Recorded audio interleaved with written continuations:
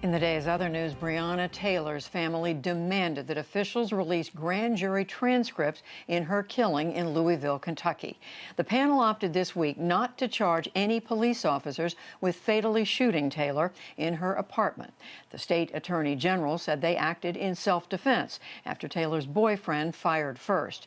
Today, an aunt read a statement by Taylor's mother declaring she has no faith in the authorities.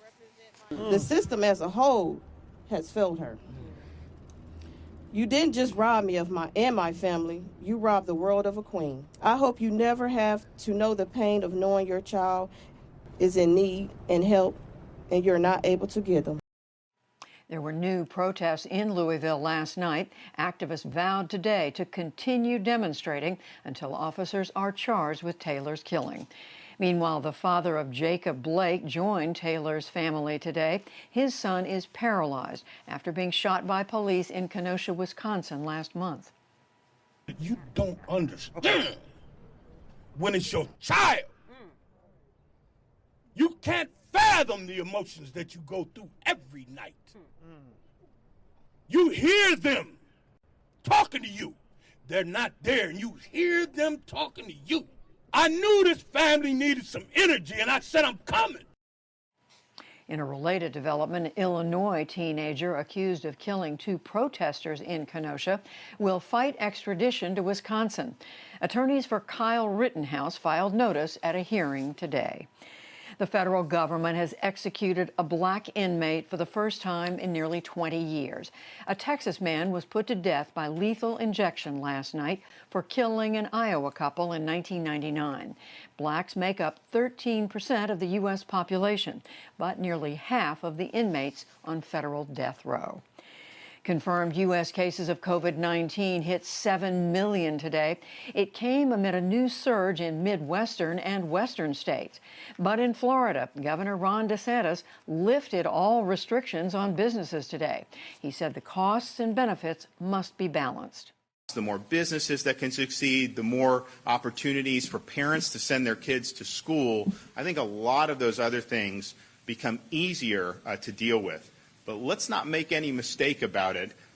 Focusing on only one pathogen without all these other things is not an effective public health strategy. Elsewhere, two former officials at a veterans home in Massachusetts were charged with criminal neglect. 76 veterans at that home have died of COVID since March. An Australian report says that China is rapidly, or rather expanding, its widely condemned detention centers, holding hundreds of thousands of Muslim Uyghurs. The Australian Strategic Policy Institute says that it found more than 380 suspected sites in Xinjiang province using satellite images and construction documents. Beijing called the report disinformation. Back in this country, a federal judge in California has extended the end date for the 2020 census by 1 month. Last night's ruling says the once-a-decade head count will continue through October. The judge found the Trump administration's early deadline would leave minority communities undercounted. The Trump administration is expected to appeal. In economic news, the U.S. Conference of Mayors urged Congress and the Trump administration to agree on a new pandemic relief package. The group said that cities are facing severe revenue losses. And on Wall Street, tech stocks turned higher again, helping the broader market. The Dow Jones Industrial Average gained 358 points to close near 27,174.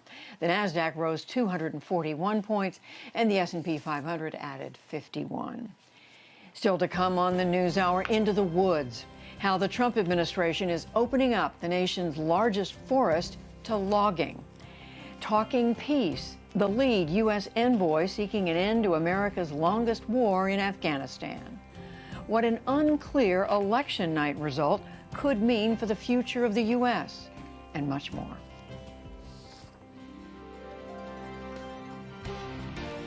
This is the PBS NewsHour from WETA Studios in Washington and in the West from the Walter Cronkite School of Journalism at Arizona State University.